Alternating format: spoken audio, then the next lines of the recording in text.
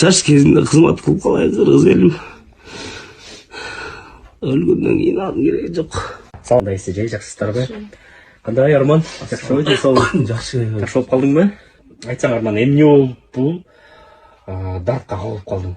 Бул орунду пайда кылганын себеби такси кызматында иштеп жүрүп энергетик суусундуктарын көп ичип ошондон диагноз Питер шаарында дагы Кыргызстанда да ошондон деп чыкты. Күнүнө 3-4төн ичип ошентип ден соолукту бул не только бөйрөк, башка ички органдардын баарын талкайт экен.